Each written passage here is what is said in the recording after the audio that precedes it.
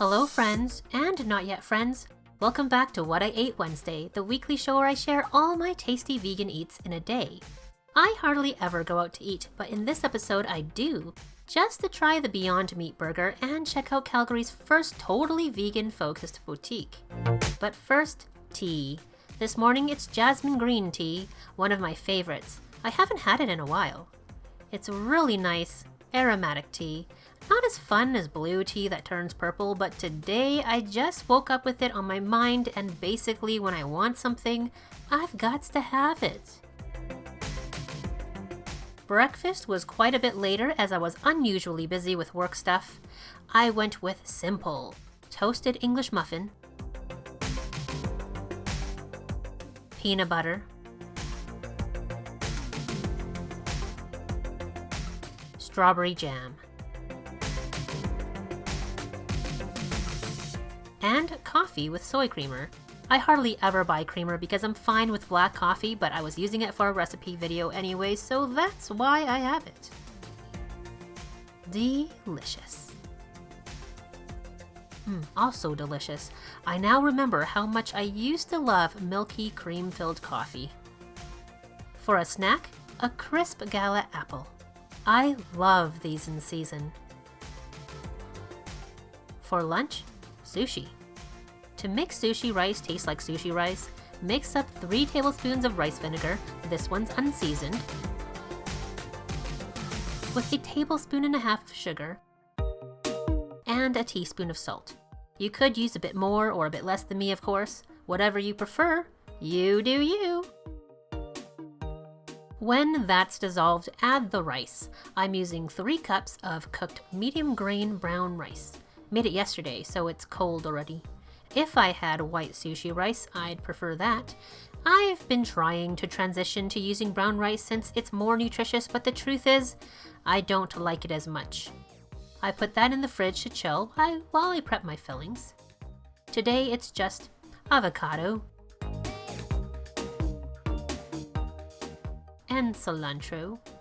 I need to go grocery shopping soon. For funsies, let's do the maki method. That is rice on the outside. I've got my sushi mat, but also my non-stick baking mat. You'll see why in a sec. The shiny side of the nori goes down, long side towards you. With slightly damp hands, grab some rice and place it on the nori, distributing it as evenly as you can. You're not supposed to squish the grains, but this is lunch, not a professional job, so I say there are no rules. Still, this is me doing my best, trying to make the layer of rice thin, just 1 or 2 grains thick.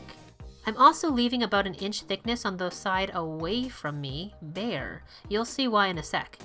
Once the whole thing is covered, except for the strip, fold the baking mat over the top and flip the whole thing. You could do the same thing on a large sushi mat covered in something like saran wrap or a freezer bag. Now the rice is on the bottom, the bare strip is closest to you, and now you can add your fillings to the middle. Don't add too much though, or it will be difficult to roll. Then take the side closest to you up and over the fillings using the mat. The sushi mat underneath helps to give a nice even structure. Press gently. Then unroll the mat, adjust, and roll more until the seam is on the bottom. Squeeze gently to secure the roll, and then we should have a pretty nice looking sushi roll there. Sort of. Cutting is the worst part for me. My knives are not sharp enough for a good job, but I dampen the best of the lot with a cloth and try my best. A really sharp knife should slice through the rice, but mine kind of pushes the rice around so a bunch falls off. Oh well. Your knife may get gummy after a slice or two, so just wipe it off carefully with a damp, clean cloth.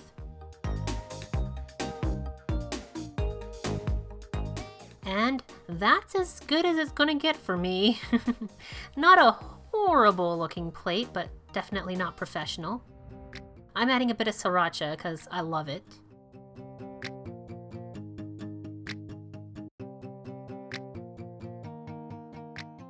and it's okay. The creamy avocado and fresh cilantro are so good together, but brown rice kind of brought things down. For congee, I can deal. For turmeric coconut rice, it's acceptable. But for sushi, I'm not gonna do this to sushi anymore. Mark my words. It's white rice from now on. That said, it's not like I didn't eat all of it. For dinner, I met up with a friend to check out Calgary's first vegan-focused boutique, the Grinning Goat. I was late and hungry, so I didn't spend too much time checking things out, but they do have a lot of cute stuff.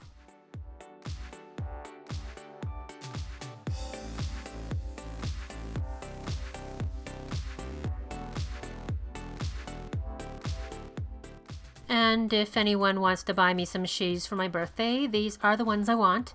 Love the color, love the shape, I love the felty felt texture, I love the little recycle symbol. Size 8, wide if possible. Also, the people there are super nice and friendly and helpful, so if you're in Calgary, make sure to check them out on 17th Avenue at 4th Street, Southwest. From there, we went to the Street Eatery. I had heard on Twitter that they had the Beyond Meat burger, which I had never tried before. We ordered everything vegan on the menu. There were a couple items I really would have loved to try, but they contained honey. I'm seriously not the honey vegan police, you do you. But really, honey is so unnecessary. We got the butter tofu, Cajun chips with vegan mayo, chana masala, and the burger. First things first, the Beyond Meat burger, which I had heard a lot about. I tasted the burger by itself first though, and the flavor reminds me of the Gardein beefless burger, which you guys know I love. The texture was looser in a way, a bit fluffier if that makes sense, like flaky TVP. My friend said it really reminded her of ground beef, but again, she hasn't had meat in like 20 years or something. After all the hype, honestly, I think I like Gardein's beefless burger better. The original, not the gluten-free one, but I did like it. And even though it wasn't on a proper burgery burger bun, the bread was nice and soft. Pico de gallo, garlic mayo, it was all nice. The fries were a bit on the limpy side, but those Cajun chips, loved them. Nice spice, and when they give you garlic mayo to dip chips in, suddenly it doesn't feel so awful to dip deep-fried starch into mayonnaise. It's like they gave you the permission you never knew you needed. Both curry dishes did remind me of the kind that you can get in those plastic pouches in the little cardboard boxes from the grocery stores. I do like to have those convenience pouches sometimes. They are not bad, I actually like them, but not when I'm eating out, you know? The certified vegan non-GMO naan tasted like it came out of a bag too. I really hate to be so critical, but I gotta be real and give you my honest opinion.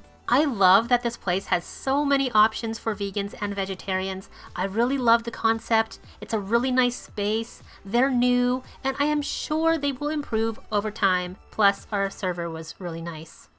There was no vegan dessert, so I'm just gonna tease you with some donuts again. I was gonna film a couple more things for this recipe video, but my back is in rough shape right now, so I'm not sure when I'm gonna do that.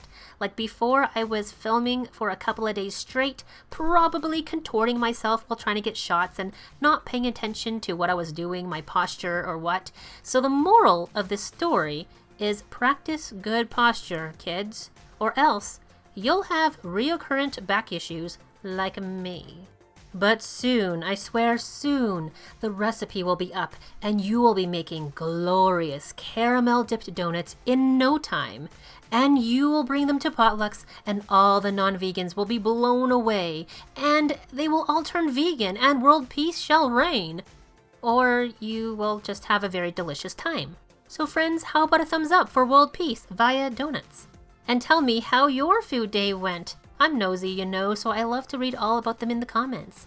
Thank you so much for watching, friends. Bye for now.